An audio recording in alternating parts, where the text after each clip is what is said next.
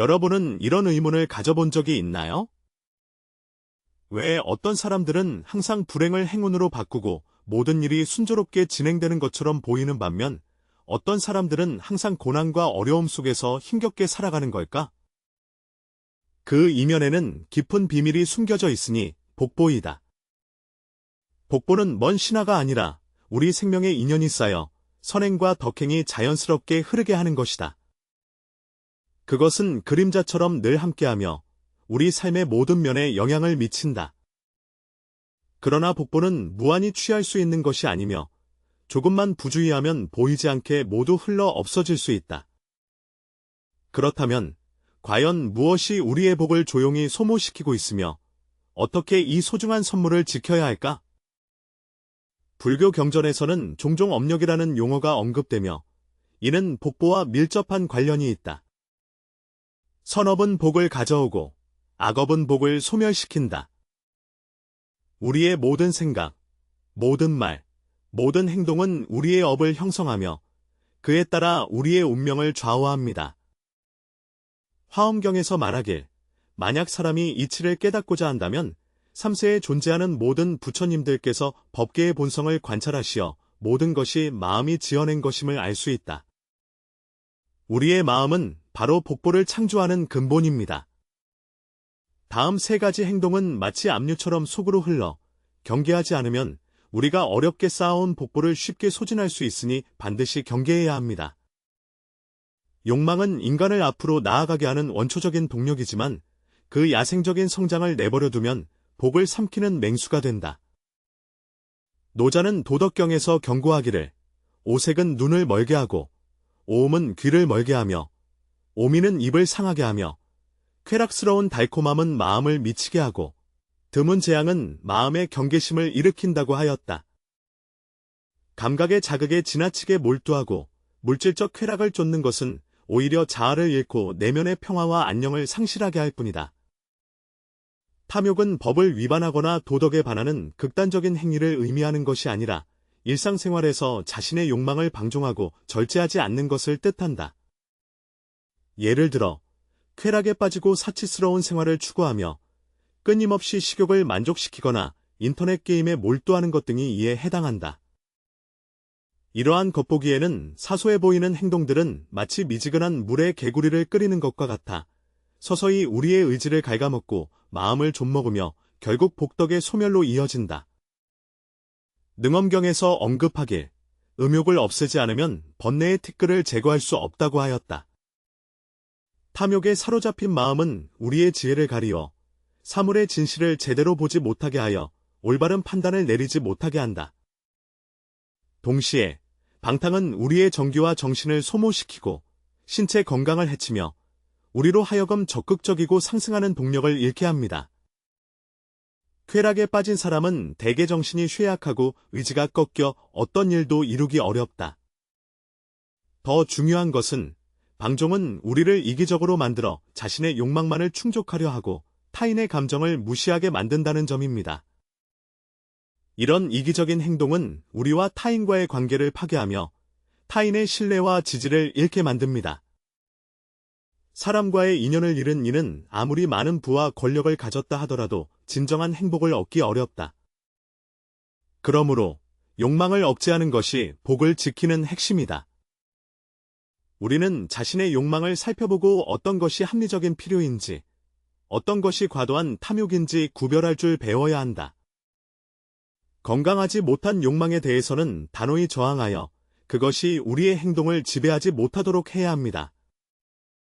우리는 좋은 생활 습관을 기르고 올바른 가치관을 세움으로써 자기 통제력을 강화할 수 있습니다.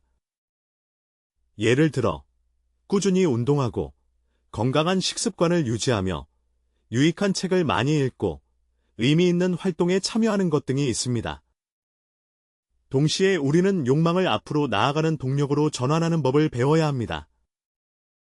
우리는 물질에 대한 추구를 사업에 대한 추구로 전환할 수 있으며 자신의 노력을 통해 더 많은 가치를 창출하여 사회에 기여할 수 있습니다.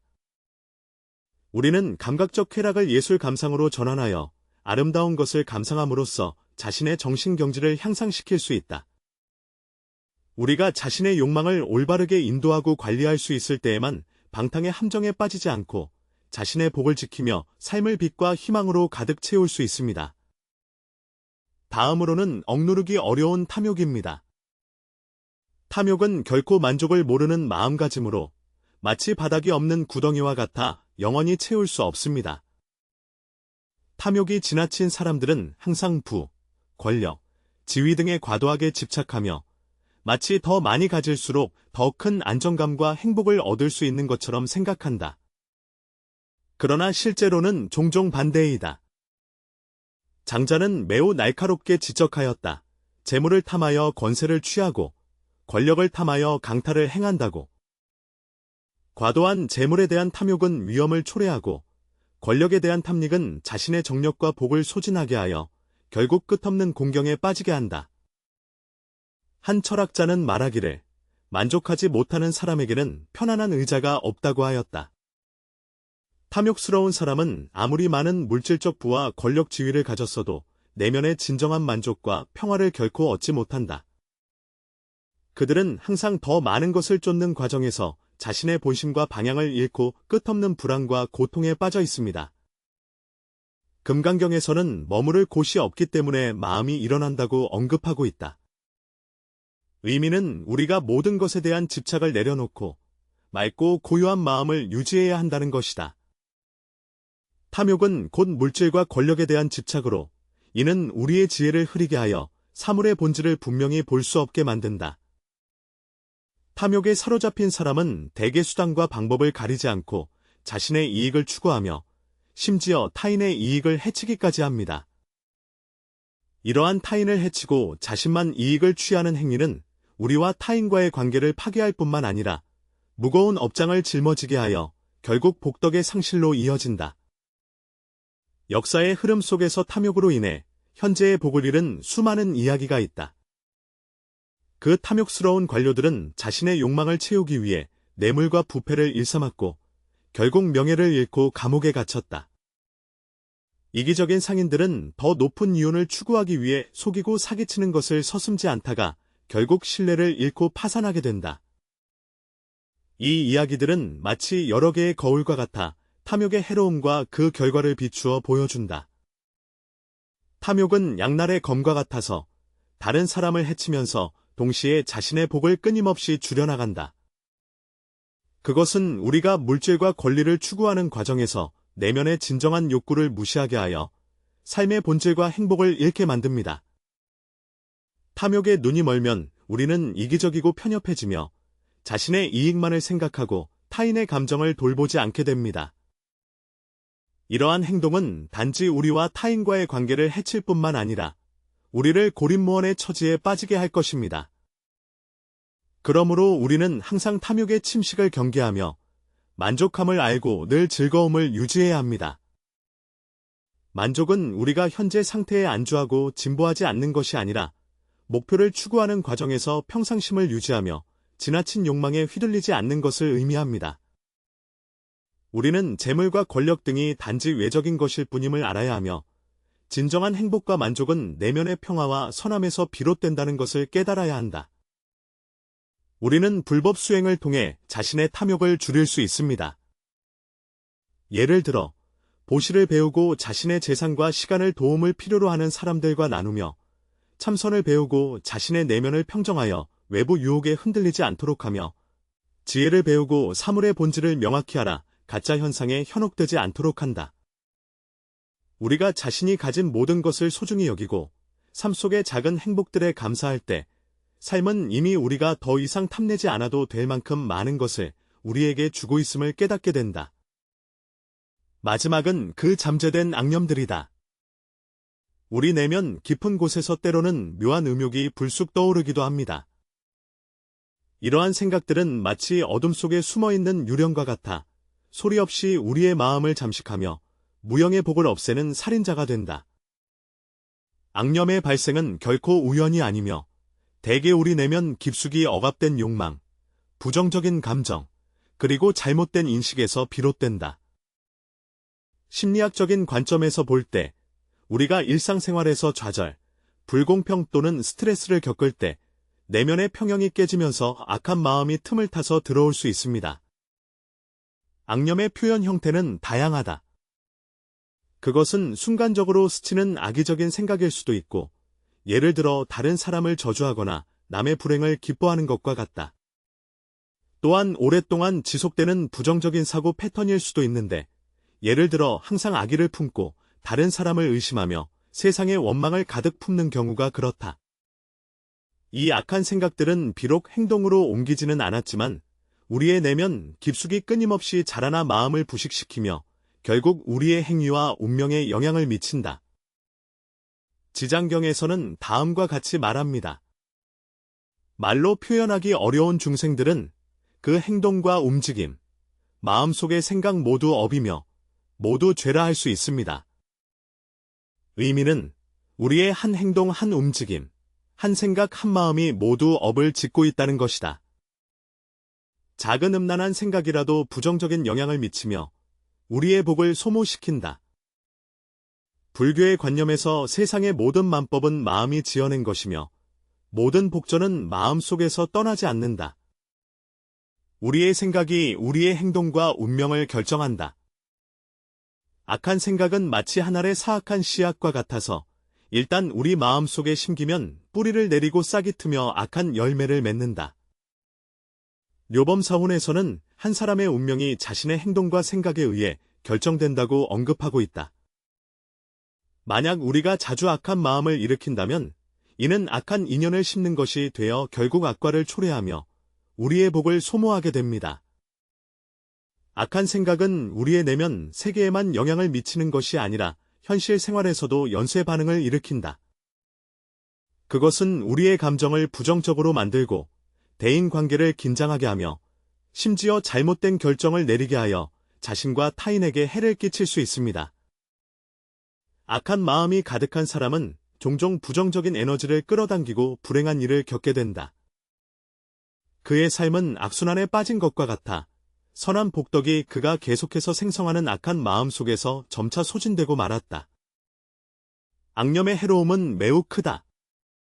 그것은 보이지 않는 칼처럼 우리의 복의 주머니를 무의식 중에 베어 우리 삶이 점점 곤란에 처하게 만든다. 그러므로 우리는 항상 악한 마음이 일어나는 것을 경계하며 자신의 내면을 알아차리는 법을 배워야 한다. 악한 생각이 일어날 때 즉시 자신의 마음가짐을 조절하여 선한 마음과 관용으로 그것을 녹여 없애라. 우리는 불법 수행을 통해 자신의 마음을 정화하고 악한 생각을 없앨 수 있습니다.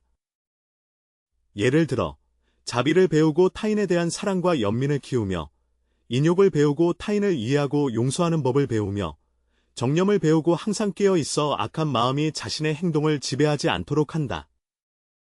동시에 우리는 또한 감사하는 마음을 배워야 하며 우리 삶 속의 모든 것들, 심지어 우리를 불쾌하게 만드는 일들까지도 감사해야 합니다.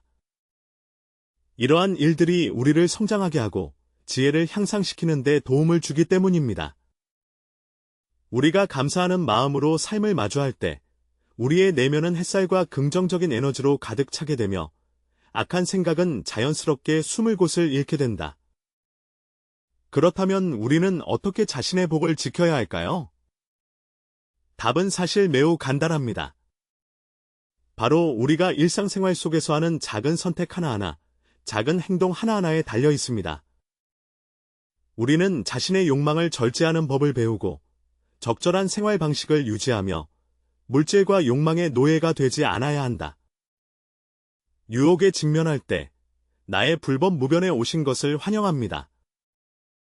우리는 항상 악한 생각이 일어나는 것을 경계하고 자신의 내면을 알아차리는 법을 배워야 합니다. 악한 생각이 일어날 때 그것이 자라도록 내버려 두지 말고 긍정적인 마음가짐과 바른 생각으로 그것을 해소해야 한다. 우리는 명상, 독서, 타인과의 교류 등을 통해 자신의 사상 경지를 향상시켜 내면을 빛과 자비로 가득 채울 수 있습니다. 복덕을 지키는 것은 우리가 정성을 다해 경영해야 하는 수행입니다. 이제부터 자신부터 시작하여 음란한 생각을 줄이고 탐욕을 억제하며 악한 마음을 없애고 실천 행동으로 자신의 복을 지키고 쌓아가자. 나는 믿는다.